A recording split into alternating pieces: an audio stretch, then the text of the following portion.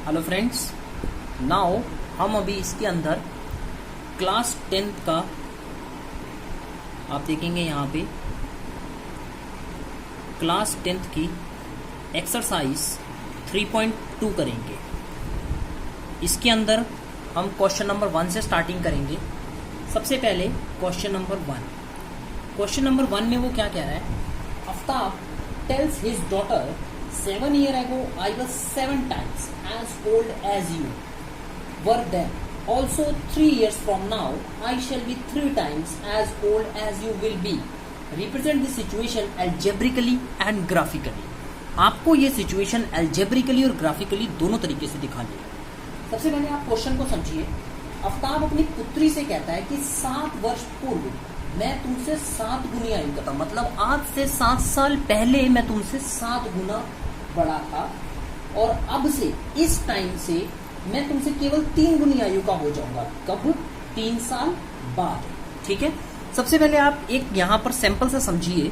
मान लीजिए आप आज 20 साल के हैं, मैं आपसे पूछता हूँ आप आज से 7 साल पहले कितने साल के होंगे? तो आप अपनी एज में क्या करेंगे? -7 करेंगे।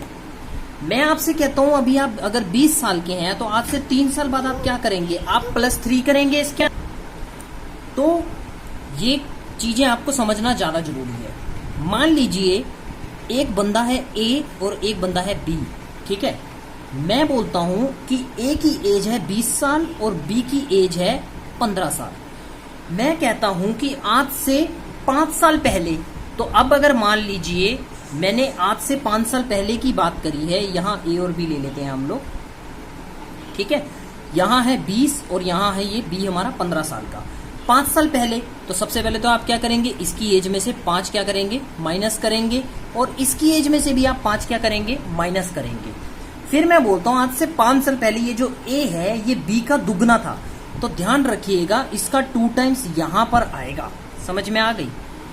इसका 2 टाइम्स यहां पर आएगा। हालांकि ये कंडीशन करेक्ट नहीं है इस टाइम पर, बट ये आपको समझाने के लिए मैंने बताई है। ठीक है, अब मैं आता हूं मेन क्वेश्चन के ऊपर, जिसके अंदर ये सारी चीजें बोली गई हैं। उम्मीद करता हूं आपको ये समझ में आ गया होगा जो मैंने आपको बताया है। ठीक है, सबसे पहली चीज मैंने यहाँ पे बोला आफ्ताब के बारे में। Aftab tell his daughter 7 years ago I was 7 times as old as you. 7 साल पहले मैं 7 गुना था। तो 7 साल पहले की अगर हम बात करते हैं ऐसे केसेस में जहां पे हमें ना तो आफ्ताब की एज पता है ना ही उसकी डॉटर की एज पता है। Let the age of Aftab be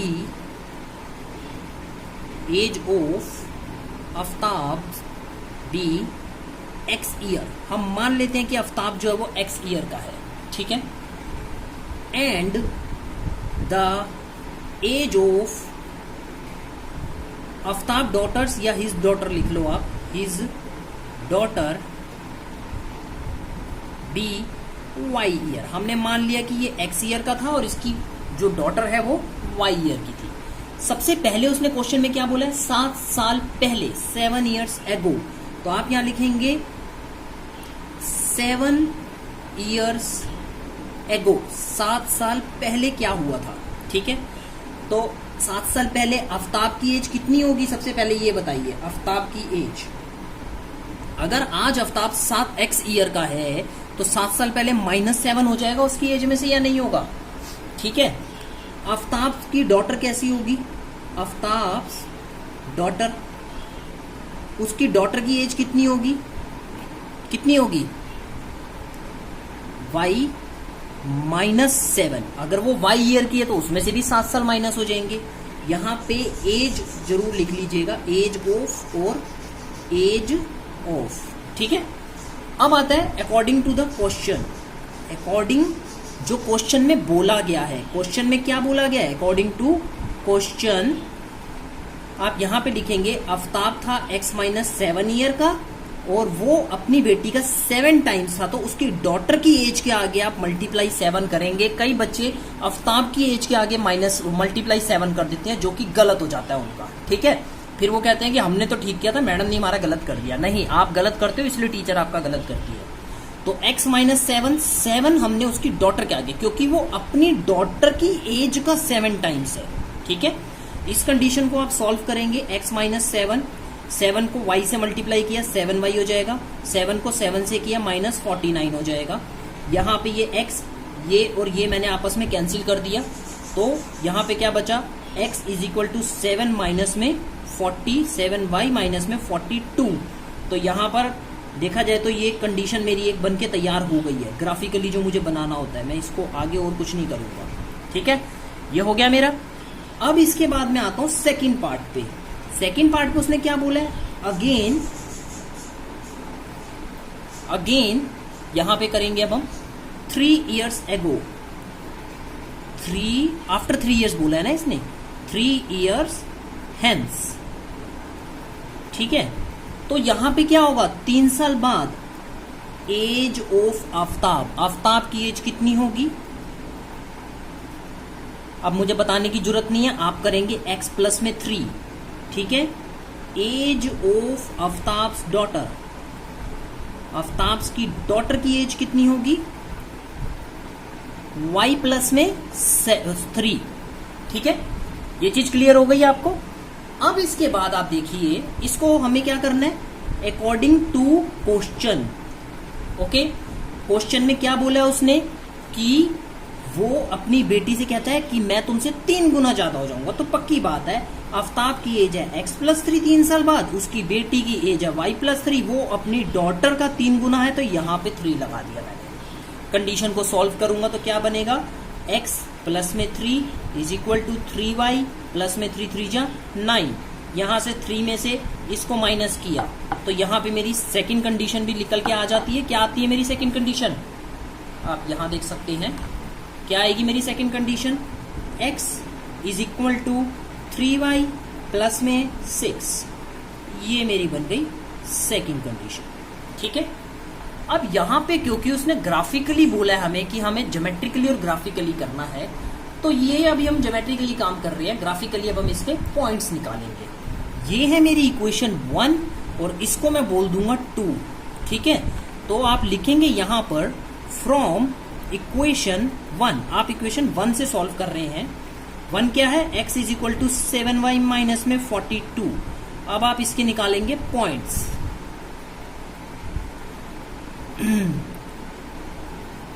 simple है, यहां पर ये हो जाएगा x अपॉन में y। अब इसके बाद हम इसके पॉइंट्स निकालते हैं। मैं यहां पर y की वैल्यू अगर 0 रख दूं तो 42 आ जाएगा, बट ग्राफ पे 42 करना बहुत मुश्किल हो जाएगा। y की वैल्यू क्या रखी जाए, अगर 7 रख देता हूं, ठीक है, 7 7 जा 49, और अगर मैं यहां पर ये 49 में से 42 माइनस करूंगा तो क्या बचेगा मेरे पास, 9 में से 2 गए, कितना बचेगा 7, तो x भी मेरा कितना आ जाएगा 7 ही आ जाएगा, ठीक है। अब मैं यहां पर y की वैल्यू क्या रखूं, अगर मैं y की वैल्यू 6 रखता हूं, ठीक है, 7 6 जा 42, तो x आ जाता है मेरा 0, क्योंकि 42 माइनस 42 हो जाएगा तो मेरा ये कैंसिल हो जाएगा, ठीक है। अब अगर मान लीजिए मैं y की वैल्यू 5 रखता हूं, तो अभी एक बार ये लास्ट कंडीशन मैं आपको करके दिखाता हूं। 7 मल्टीप्लाई 5 माइनस 42, तो 7 5 जा 35 माइनस 42। मैंने इसमें से इसको कैंसिल किया, कितना बचेगा मेरे पास यहाँ पे 42, 7 गई माइनस 7 बचेगा मेरे पास, ठीक है। तो पॉइंट्स निकल गए मेरे इस वाली कंडीशन के, इक्वेशन के। अब आता हूं मैं अपनी इक्वेशन 2 के ऊपर। फ्रॉम इक्वेशन 2, इक्वेशन 2 क्या बोलती है मुझे, x is equal to 3y plus में 6। इसके पॉइंट्स निकालते हैं हम ऐसे ही, x अपॉन में y, ठीक है। अब हम इसके पॉइंट जब निकालेंगे तो क्या क्या निकलेंगे, ये तो बहुत आसान है। y की वैल्यू 0 रखो, x की वैल्यू 6 आ जाएगा। y की वैल्यू 1 रख दो तो ये हमारा 6 और 3 9 हो जाएगा। और y की वैल्यू अगर -2 रख दूं मैं, ठीक है, तो ये हमारा 0 हो जाएगा। वैसे ये 9 तक निकला, आप कोशिश कीजिएगा कि 7 8 में निपट जाए, क्योंकि ग्राफ में फिर लंबा पूरा बनाने में दिक्कत होती है। तो ये मेरे निकल गए पूरे के पूरे पॉइंट्स, ठीक है। अब मुझे इन पॉइंट्स को क्या करना है, ग्राफ पे रिप्रेजेंट करना है। उसने बोला है ग्राफिकली, तो आप ग्राफ पे इसको रिप्रेजेंट करेंगे। ग्राफ पे रिप्रेजेंट करने के लिए मैं यहाँ पर इसका यूज करता हूँ। इसमें आप देखिएगा, मान लीजिए मैंने ये अभी मैं आपको बस एक रफ आइडिया दे रहा हूँ इसके अंदर, जब आप बनाएंगे तो आपकी एक्स और वाई की जो करेक्ट वैल्यू होगी ना वो पूरी निकल के आ जाएगी। ठीक है, यहाँ पर तो ये 0 है, ऐसी में यहाँ पे 1, यहाँ पे 2, यहाँ पे 3, यहाँ 4, इधर 5, ये मैं 6 कर देता हूँ यहाँ पे, और इसके बाद ये बंद कर देता हूँ अभी फिलहाल। ये -1, -2, -3, -4, -5, -6, -7, ये है मेरा 1, ये है 2, ये है 3 and 4 and 5 and 6, -1, -2, -3, -4, -5 and -6। Okay, clear ये पॉइंट।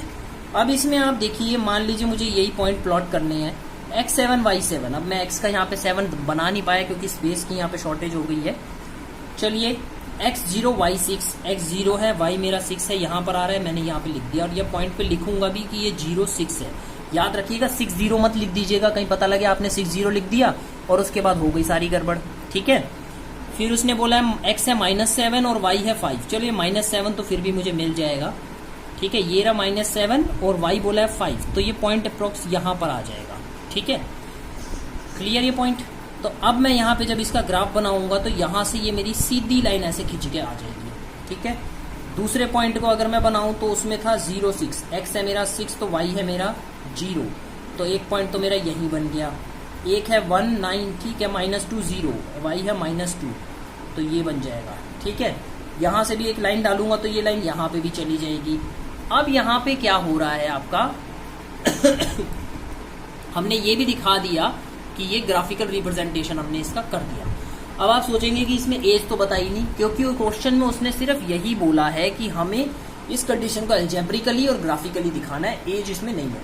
ये ग्राफ जब आपस में जाके जहां मिलते हैं ना, मान लीजिए ग्राफ अगर ऐसे बन रहा है तो यहाँ पे तो ये बहुत छोटा बना है क्योंकि पेज हमारे पास शॉर्टेज है। जब हम इनको मिलाएंगे ना तो जिस पॉइंट पे जाके ये टक्कर खाएंगे, कटेंगे, इंटरसेक्ट करेंगे आपस में एक दूसरे से, वहीं से ही इधर वाला पॉइंट हमारा x होगा और इधर वाला पॉइंट हमारा y होगा, जिससे हम इनकी एज का भी पता लगा के बता सकते हैं।